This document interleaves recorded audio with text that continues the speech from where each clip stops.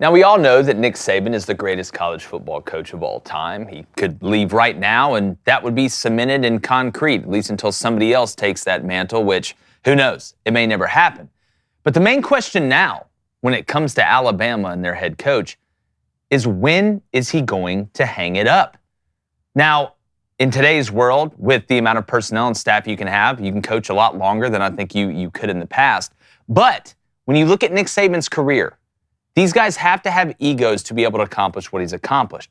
And they want to go out on top. You look at Peyton Manning. I can go down the list of some of the greatest of all time, not just in sports, but in their careers in different companies and corporations that wanted to go out on the best note possible to put that cherry on top of the ice cream.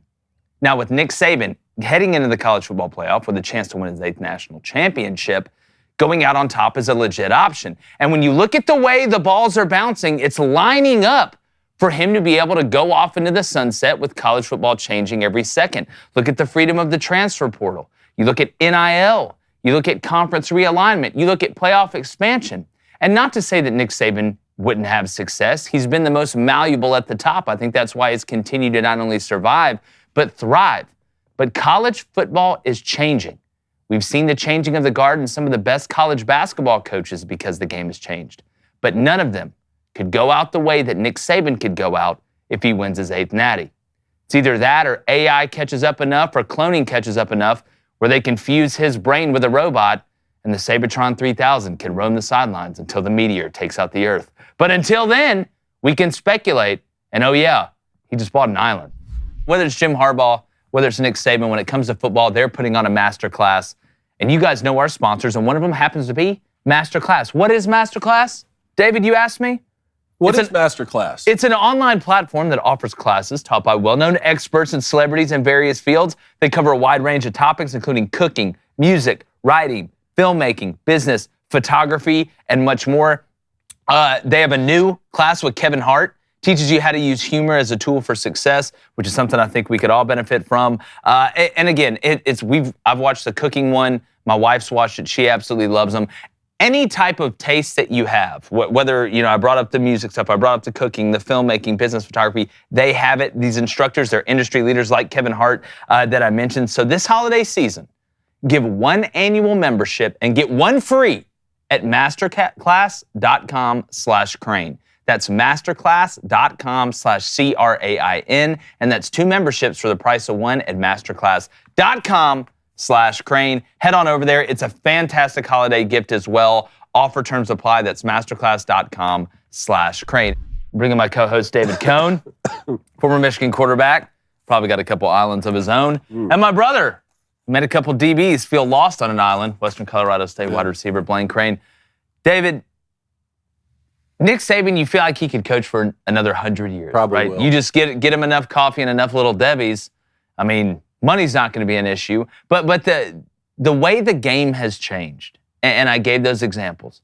I think you look at college basketball, Jim Boeheim, Coach K, Roy Williams. I can go down the list. As the game has changed, some of the top dogs have decided to get out of it. We've seen it a little bit in the football realm, but not nearly as much as we've seen in college basketball. If Nick Saban wins his 8th national championship this year, with all the changes, with going out on top, with having a wife that at some point is going to want him to be at home for longer than what he is, because she really runs the show, let's be honest. It's her decision.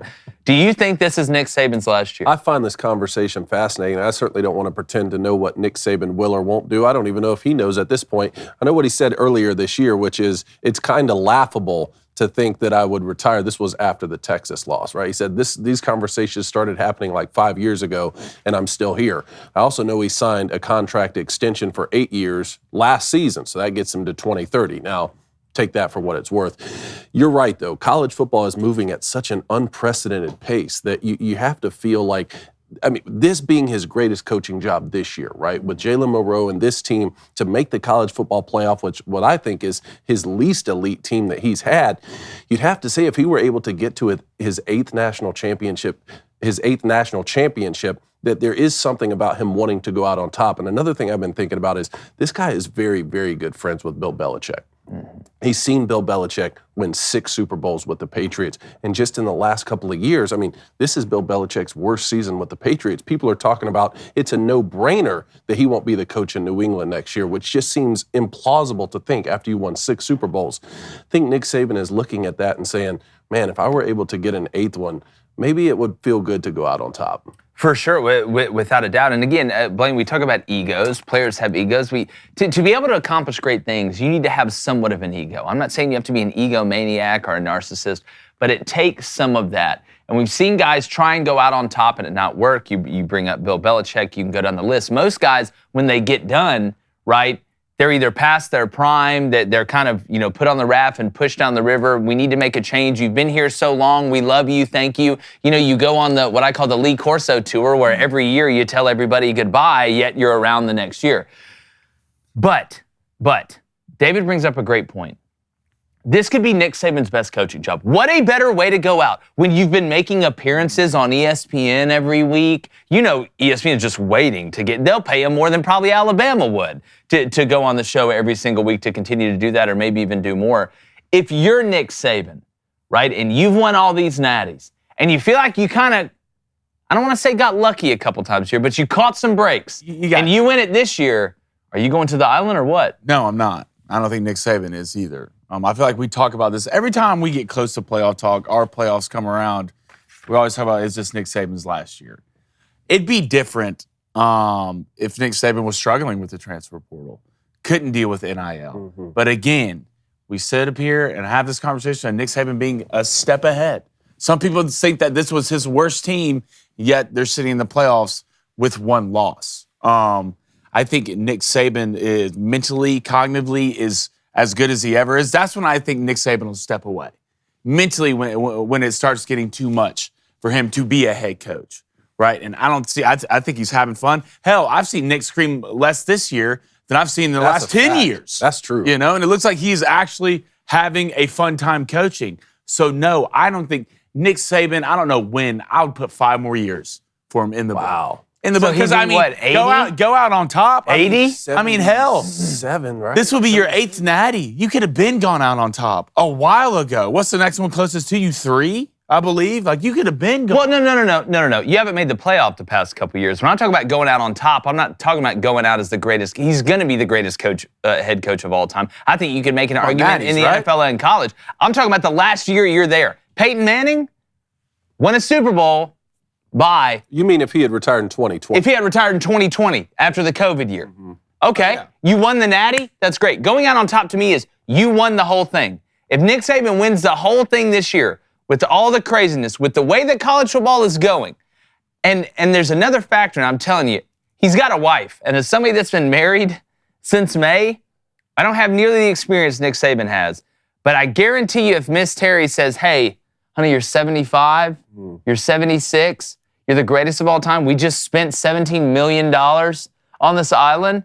Let's just go. She may not want him in the house that much. Look, again, I'm not saying like I know. I don't think Nick Saban's ready to be bored yet. I think he was going crazy when he had COVID those couple days and couldn't leave. Well, you worry about that because we see this all the time. Like not even only in sports, but guys have been doing this for so long, then they stop doing it, and they just disintegrate. Yeah. Right? And you look at like Joe Paterno, like there's some. He would stay busy, like you said, with ESPN. For sure, he would. But again, it's this as well as anybody. It's a lot different when you're in it than when you're talking about. That feeling is a lot different. You know what winning that 8th one does, though? Makes you want to win that. Makes you want to win that 9th one. Well, maybe want to win that 9th. Maybe it's not even the 9th. Maybe it's can I get to 10? Is that what? Oh. Can I get to? How many did John Wooden win at UCLA? Like 10. It was somewhere around there. Could he be trying to chase John? There is something to Blaine's point, though. If he made the college football playoff this season with essentially, like we said, at least the least elite roster that we've seen make a playoff run, right? Yeah. And you have this quarterback in Jalen Moreau who's still younger, who's been figuring it out the last couple weeks. I mean, he got benched earlier in the season. If you beat Michigan and then either won a rematch against Texas or beat an undefeated Washington team and won the national championship, is there part of him that says, I want it this year with this squad? Jalen Moreau's already said he's coming back. I mean, let's go back to back. Why not? Like you look at Nick Saban right now. What is he not doing at an elite level? That's about it. Acting and outside commercials? Yeah, that's about Maybe that's it. And that's not even that bad. No, it's really not bad at all. I know you're an actor, so you're allowed to. No, Yeah. well, you're an actor. There's no more of this non-actor No, talk. I just- Yeah, I'm on IMDb. Yeah, Google it.